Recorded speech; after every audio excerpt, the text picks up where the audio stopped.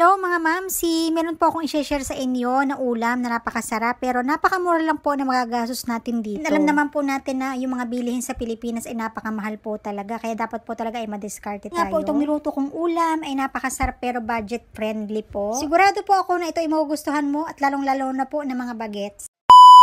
Dahil nga po ngayon ay Saturday or Sabado, yung pasok ko is mamaya pang hapon, kaya naman po meron akong time para magluto. Bago nga po pala yan, syempre, dahil nga po naubusan ako ng itlog sa ref, at ito po yung main ingredients na gagamitin ko sa ating lulutuin ngayong araw. At dahil nga po naubusan ako ng itlog sa ref, so syempre kailangan kong bumaba ng kondo para bumili ng itlog muna. Kapag po bumababa ako ng kondo namin, isa po talaga to sa palagi kong tinitinang itong koi fish. Oy, hindi yung lalaki na yan. Pero in all fairness, cute siya, at saka mukhang musician pa, diba?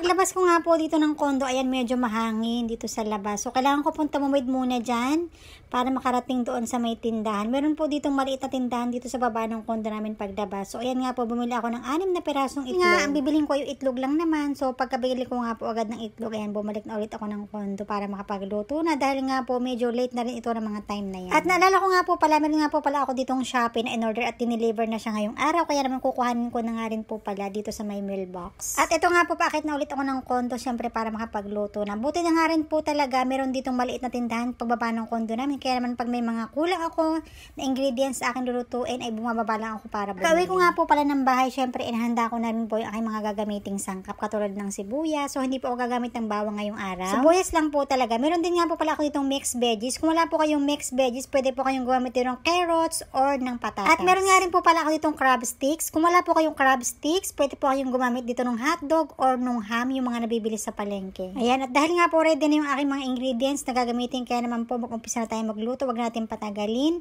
Naglagay lang po ako dito ng konting mantika at ipiprito ko po muna pala dito yung mga itlog. Bali 3 pirasong itlog nga po pala itong gagamitin ko dahil nga po ako lang naman mag-isa. Pero syempre kung marami kayong kakain, halimbawa mga 5 kayong kakain, syempre 5 yung prituhin yung itlog para tigi-tigisa kayo. Ganun lang, di ba? Pagkatapos po itong itlog ay nilagyan ko na rin siya ng konting asin syempre para may lasa. Napakasimple lang po ng lulutuin nating ulam ngayong araw pero ito po ay napakasarap talaga. So ay pagkaluto nga po pala ng itlog ay hinango ko na rin and binaligtad ko dahil para mamaya hindi po masira yung kanyang dilaw. Kaya naman po yung una kong niluto ay binalik ko ulit at niluto ko yung kabilang side naman. Pagkaluto nga po ng itlog, so ayan binawasan ko yung konting mantika kasi medyo maraming mantika siya at iginisa ko na rin po itong mga sibuyas. Ito pong sibuyas ay hindi ko siya i-overcook. Ayan, at nilagay ko na nga rin po pala dito yung mixed veggies katulad ng carrots, meron siyang corn and meron siyang green peas.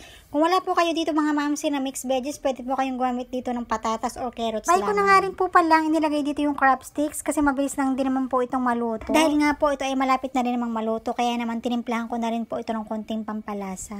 Para naman po syempre ito palang ginigisa natin ay masarap na. Ayan. Naglagay nga rin po pala ako dito ng 1 kutsarita ng cornstarch. Kailangan po natin dito maglagay ng cornstarch. Pwede din po kayong gumamit dito ng harina pero mas maganda po kapag cornstarch talaga kasi visible po or malinaw po yung tubig kapag cornstarch yung ginamit.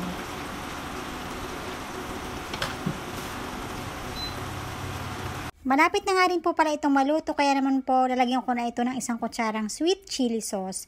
Kung wala po kayong sweet chili sauce, pwede po kayong gumamit dito mga mamsi ng ketchup or yung banana ketchup. At dahil nga po luto na yung ating ulam, kaya naman nilagyan ko na rin po ito ng toppings na spring onions. Pero ito naman po ay optional lang din naman. Kung wala po kayong spring onions, ay pwedeng hindi nyo na po ito lagyan kasi napakasarap na po talaga nitong ulam sa kanin. At ang lasa nga po pala nito ay medyo matamis-tamis na medyo maalat na for sure ako na magugustuhan po talaga lalong-lalo na ng mga bagets. Perfect nga rin po pala itong niluto kong ulam sa mga nagda-diet. Dahil nga po kahit wala itong rice ay nakakabusog na.